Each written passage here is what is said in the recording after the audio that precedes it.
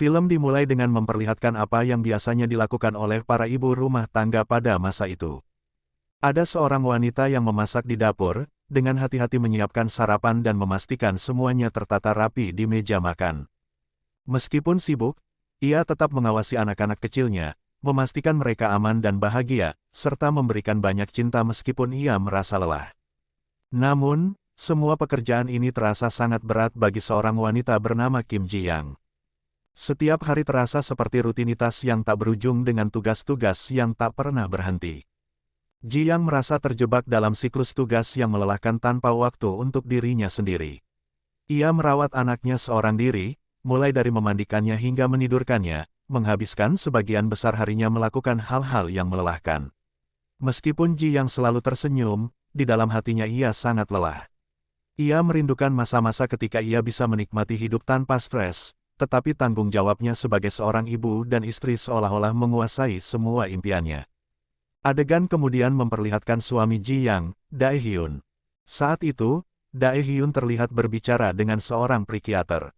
Ia khawatir tentang istrinya karena belakangan ini ia terlihat berbeda. Tekanan dan beban yang dihadapinya semakin berat. Ji-yang sering merasa murung, mudah marah, dan kesulitan tidur. Perubahan-perubahan ini membuat Dae-hyun cemas dan bingung, sehingga ia mencari bantuan dari seorang profesional. Psikiater tersebut mendengarkan Dae-hyun dan bertanya tentang kondisi Ji-yang.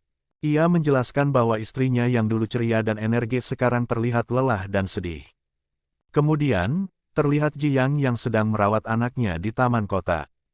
Ia minum kopi sambil duduk dan mengayunkan kakinya. Tiba-tiba, ia mendengar beberapa orang bergosip di belakangnya. Mereka merasa iri pada ibu rumah tangga yang bisa bersantai dan minum kopi sementara suami mereka bekerja. Merasa tidak nyaman, Ji-yang meninggalkan taman dan pulang ke rumah. Saat sampai di rumah, ia mendapati anaknya sakit. Ji-yang dengan cepat menyiapkan obat dan memandikan anaknya. Setelah beberapa saat, Dae-hyun pulang lebih awal dan membantu memandikan anak mereka. Ji-yang kemudian menyiapkan makan malam, dan saat makan, Ji-yang yang terlihat lelah memberitahu Dae-hyun bahwa belakangan ini ia mudah merasa kesal. Dae-hyun, yang menyadari bahwa istrinya terlihat depresi, menyarankan agar mereka berlibur untuk tahun baru dan tidak mengunjungi rumah orang tuanya. Namun, Ji-yang menolak berlibur dan memilih untuk tetap pada rutinitas biasanya dan mengunjungi mertuanya, meskipun ia merasa tertekan. Bertahun-tahun yang lalu, Ji-yang selalu mengorbankan liburan untuk mengunjungi rumah mertuanya. Bahkan ketika ia sangat hamil, ia masih rela melakukan perjalanan jauh. Jika ia tidak pergi tahun ini, mertuanya akan kecewa padanya. Akhirnya, hari tahun baru tiba dan mereka pergi ke rumah mertuanya. Pada hari itu, ibu mertua Ji-yang menyuruhnya memasak sejumlah besar pangsit, dan Dae-hyun yang tidak tahan melihat istrinya kelelahan karena memasak, menyarankan agar mereka membeli makanan saja. Namun, ibunya bersikeras untuk memasak. Ji-yang merasa terombang-ambing antara menaati ibu mertuanya dan mendengarkan suaminya. Akhirnya, ia memutuskan untuk mengikuti keinginan ibu mertuanya.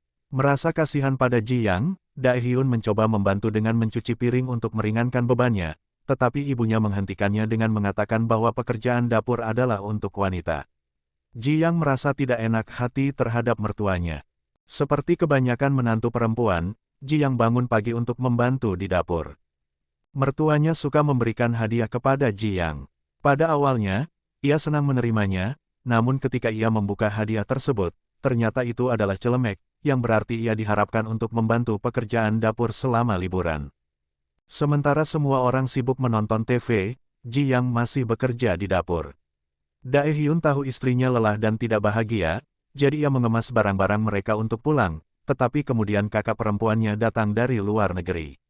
Mereka memutuskan untuk tinggal lebih lama di rumah mertuanya. Ibu mertua Dae-hyun memperlakukan kakak perempuannya dengan sangat berbeda. Kakak perempuannya mengeluh tentang betapa lelahnya ia di rumah mertuanya dan ingin bersantai di tempat ibunya. Ia dengan santai menyuruh Ji-yang untuk menyiapkan makanan pembuka dan pencuci mulut seperti seorang pelayan. Inilah saat penyakit Ji-yang mulai muncul, kepribadian lain muncul. Versi lain dari Ji-yang dengan keras memarahi ibu mertuanya atas perlakuan buruk yang diterimanya, dan ia melakukan ini tanpa menyadarinya. Untuk menenangkan keadaan, Dae-hyun dengan cepat meminta istrinya untuk pergi. Mereka kemudian pindah ke rumah orang tua Ji Yang. Ji Yang yang terlihat sangat lelah langsung pergi ke kamarnya untuk tidur. Ia mulai mengingat masa kecilnya bersama kakak perempuannya, di mana neneknya mengajarinya bahwa wanita kurang penting dibandingkan pria. Nenek Ji Yang bahkan menekan ibunya untuk melahirkan seorang anak laki-laki. Bertahun-tahun kemudian, adik laki-laki Ji Yang lahir. Sejak saat itu, ayah mereka memperlakukan mereka dengan berbeda, bahkan memberikan oleh-oleh yang berbeda. Pada saat itu, Ji Yang merasa cemburu dan terluka. Sekarang, liburan telah usai dan mereka kembali ke rutinitas normal mereka. Namun, Ji Yang benar-benar lupa tentang insiden yang terjadi sebelumnya. Dae Hyun yang khawatir tentang istrinya menyarankan agar Ji Yang pergi ke psikiater. Ia menyebutkan bahwa banyak ibu yang menderita depresi pasca persalinan. Dae Hyun merasa bersalah karena melihat istrinya tidak bahagia. Ji Yang mulai mengingat masa lalunya. Ia adalah seorang gadis muda yang sangat cerdas, tetapi karirnya tidak berkembang karena perusahaan tidak mendukung wanita yang sudah menikah. Mereka berpikir wanita yang sudah menikah tidak akan cocok untuk pekerjaan penting. Bosnya, Kim, memuji pekerjaan Ji Yang yang sangat baik. Kim tahu Ji Yang cerdas, tetapi tidak bisa mempromosikannya karena ia baru saja menikah dan berencana memiliki anak. Kim, seorang wanita karir yang sukses, juga merasa tidak bahagia dan bersalah karena meninggalkan anaknya saat bekerja. Kembali ke masa sekarang, Ji Yang membawa anaknya ke sekolah seperti biasa. Setelah mengantarkan anaknya, beberapa ibu lainnya mengajaknya minum teh bersama. Ji Yang menyadari bahwa ia bukan satu-satunya yang harus mengorbankan impiannya. Para wanita ini juga berbakat dan sukses di sekolah, tetapi semuanya berubah setelah mereka menjadi ibu. Setelah bertemu dengan para ibu lainnya, Ji Yang berpikir untuk kembali bekerja. Ia bahkan mempertimbangkan untuk bekerja sebagai kasir di sebuah toko roti. Kemudian, seorang mantan rekan kerja menghubunginya dengan tawaran pekerjaan. Ternyata Kim, mantan bos mereka, telah mengundurkan diri dan memulai perusahaan baru. Berita ini membuat Ji Yang banyak berpikir. Kembali bekerja bisa membantunya merasa lebih mandiri dan mengurangi stres yang dirasakannya di rumah, tetapi ia khawatir tentang bagaimana cara menyeimbangkan pekerjaan dan keluarga, terutama dengan anak-anak yang masih kecil. Sementara itu, Dae Hyun yang sibuk dengan pekerjaannya sendiri mencoba belajar lebih banyak tentang cara membantu mengatasi depresi pasca persalinan. Ia merasa sedih dan khawatir melihat perubahan pada Ji Yang yang seringkali tidak tampak seperti dirinya sendiri sejak menjadi seorang ibu. Dae Hyun merasa tak berdaya dan mencoba berbicara tentang perasaannya dengan pria lain, berharap mendapatkan nasihat atau solusi untuk membantu Ji Yang, tetapi ia tidak menemukan jawaban yang berguna. Dalam kebingungannya, Dae Hyun terus mencari informasi dan belajar lebih banyak tentang depresi pasca persalinan untuk memahami apa yang dialami Ji Yang. Meskipun ia merasa kehilangan, usahanya menunjukkan cinta dan perhatian yang mendalam terhadap istrinya. Pada malam hari setelah bekerja, Ji Yang sedang melipat pakaian seperti biasa. Dae Hyun dengan lembut menyarankan agar ia berolahraga untuk mengurangi stres, tetapi Ji Yang menolak dan mengatakan ia ingin kembali bekerja. Mendengar hal itu, Dae Hyun khawatir karena kesehatan Ji Yang. Malam itu, kepribadian lain Ji Yang muncul lagi. Kepribadian lain ini meminta Dae Hyun untuk lebih menghargai istrinya dan mengungkit trauma masa lalu. Di pagi hari, ia tidak ingat apa yang terjadi malam sebelumnya.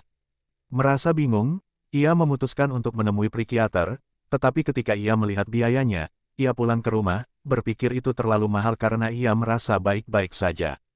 Hari-hari berlalu setelah bertemu dengan teman-temannya, kenangan buruk dari masa lalu kembali menghantui Ji Yang. Saat di sekolah menengah, ia pernah diikuti oleh seorang pria di dalam bus. Ketakutan, ia meminta bantuan kepada seorang ibu. Ayahnya datang menjemputnya tetapi malah memarahinya karena memakai rok pendek. Hal itu membuatnya merasa bahwa jika seorang wanita dilecehkan, penampilan merekalah yang disalahkan. Pada hari itu, ibu mertua Dae Hyun datang berkunjung, tetapi ketika ia mengetahui bahwa Ji Yang sedang sakit, ia tidak mau menemuinya dan memilih untuk membeli obat herbal untuknya. Pada saat yang sama, Dae Hyun memiliki perjalanan bisnis. Sementara itu, Ji Yang memutuskan untuk pergi ke ulang tahun ibunya. Dalam perjalanan, ia sibuk membawa bayinya dan barang-barangnya. Ia sering melamun, dan inilah saat kenangan masa lalunya kembali muncul. Ji Yang teringat bagaimana ibunya pernah bermimpi menjadi seorang guru tetapi harus melepaskan impian itu untuk merawat anak-anaknya. Malam itu, saat perayaan ulang tahun ibunya, Bibi Ji Yang terus berkomentar tentang bagaimana ia tidak berdandan. Di sana, Ji Yang bertanya mengapa ia harus membeli makanan dan memprotes ketika orang-orang mengatakan adik laki-lakinya tidak seharusnya membantu di dapur. Komentar-komentar kecil tentang peran gender ini memicu depresinya, tetapi malam itu Ji Yang juga merasa bahagia menghabiskan waktu bersama saudara-saudaranya. Mereka menikmati melihat album foto lama dan mengenang masa lalu. Akhirnya, hari yang ditunggu-tunggu Ji Yang tiba. Ia bertemu dengan Kim yang menawarinya pekerjaan. Beruntung, Ji Yang diterima untuk pekerjaan itu. Lalu kita melihat kilas balik saat Ji Yang yang muda akan lulus. Saat itu, Ji Yang tidak ingin berfoto kelulusan karena ia belum memiliki pekerjaan. Ayahnya setuju, mengatakan bahwa ia tidak perlu bekerja atau memiliki karir dan lebih baik hanya menikah. Malam itu, Ji Yang yang sangat senang karena mendapatkan pekerjaan menghiasi rumahnya dengan balon dan kue. Dae Hyun melihat ini dan tetap diam. Ternyata Ji Yang selalu bermimpi menjadi wanita karir. Ia memiliki ambisi besar untuk sukses dalam pekerjaannya, membuat hidupnya terasa bermakna dan berprestasi. Namun, impian ini sering berbenturan dengan harapan keluarga, terutama tekanan dari orang tua dan masyarakat yang ingin ia segera memiliki anak. Bagi Dae Hyun, memiliki anak mungkin tidak banyak mengubah hidupnya secara drastis, tetapi bagi Ji Yang, memutuskan untuk memulai sebuah keluarga memiliki konsekuensi besar. Hidupnya akan berfokus tidak hanya pada kariernya, tetapi juga pada perannya sebagai seorang ibu. Pertimbangan ini membuatnya merasa terjebak antara impiannya dan kewajibannya, berjuang untuk memilih antara mengikuti kata hatinya atau memenuhi harapan orang lain. Keesokan harinya, Ji Yang dengan penuh semangat mencari pengasuh anak, tetapi tidak ada yang melamar. Jadi, Dae Hyun memutuskan untuk mengambil cuti selama setahun dari pekerjaannya untuk membantu. Di Korea, perusahaan mengizinkan suami untuk mengambil cuti ayah, meskipun hal ini mungkin mempengaruhi karir mereka. Melihat betapa besar keinginan Ji Yang untuk bekerja, Dae Hyun rela mengorbankan pekerjaannya. Ini memberi mereka harapan, tetapi ibu Dae Hyun tidak setuju. Ia tidak bisa memahami mengapa seorang suami harus mengambil cuti sementara istrinya bekerja. Ia menelepon ibu Ji Yang dengan marah, mengatakan bahwa Ji Yang merugikan karir putranya. Mengetahui hal ini, Ibu Ji Yang merasa sangat sedih dan segera pergi menemui putrinya. Ia melihat bagaimana kesehatan mental Ji Yang terpengaruh, di mana Ji Yang berbicara seperti orang lain dan memberikan nasihat tanpa menyadarinya. Melihat depresinya, Ibu Ji Yang marah kepada ayah Ji Yang karena telah membesarkan anak-anak mereka dengan tidak adil. Ternyata, ayah Ji Yang selalu lebih menyayangi anak laki-laki, berpikir bahwa mereka pantas mendapatkan perhatian lebih. Hari-hari berlalu, Ji Yang bercerita kepada sahabatnya tentang frustrasinya dan betapa terbatasnya hidupnya. Malam itu, Dae Hyun akhirnya memberitahu Ji Yang bahwa ia mengalami depresi dan memiliki kepribadian lain tanpa menyadarinya. Ternyata, Ji Yang bertingkah seperti neneknya. Pada saat itu, Dae Hyun merasa sangat sedih dan bersalah melihat istrinya seperti ini. Pagi tiba, dan adik laki-laki Ji Yang datang membawa makanan. Ia juga menyadari bahwa ayah mereka memperlakukan anak-anak dengan sangat berbeda. Akhirnya, Ji Yang pergi ke psikiater dan memulai perawatan. Ia juga memberitahu Kim tentang masalah kesehatan mentalnya. Selama menjalani perawatan, Ji Yang menulis semua perasaannya dalam sebuah buku harian. Ia mengekspresikan semua kesedihan dan frustrasinya di sana. Sekarang, ia juga berani berbicara melawan orang-orang yang menghakiminya sebagai seorang ibu. Ia mulai berbicara dengan jujur tentang perjuangannya dan membantu orang lain memahami tantangan yang dihadapi oleh para ibu. Saat itu, Kim merespon dengan pengertian dan dukungan. Ia tidak hanya mendengarkan tetapi juga memberikan saran yang membantu Ji Yang dalam proses penyembuhannya. Dengan dukungan dari Kim dan rekan-rekannya, Ji Yang merasa lebih kuat dan percaya bahwa ia bisa melewati masa-masa sulit ini. Kini, Ji Yang telah menemukan dirinya yang lama kembali. Bahkan, semua tulisan di buku hariannya telah diterbitkan dalam sebuah buku berjudul Kim Ji Yang, meskipun proses penyembuhannya tidak mudah. Dengan dukungan dari keluarga, teman, dan psikiater, ia mampu menghadapi setiap rintangan dengan lebih baik. Setiap hari membawa Ji Yang lebih dekat dengan kebahagiaan dan kesehatan mental yang ia inginkan. Film ini berakhir dengan pesan moral bahwa terkadang Anda perlu menulis di buku harian, menghadapi mertua yang mengganggu, dan mendapatkan terapi untuk menyadari bahwa menyeimbangkan hidup adalah seperti memainkan donat. Ini rumit, tetapi sepadan dengan usaha.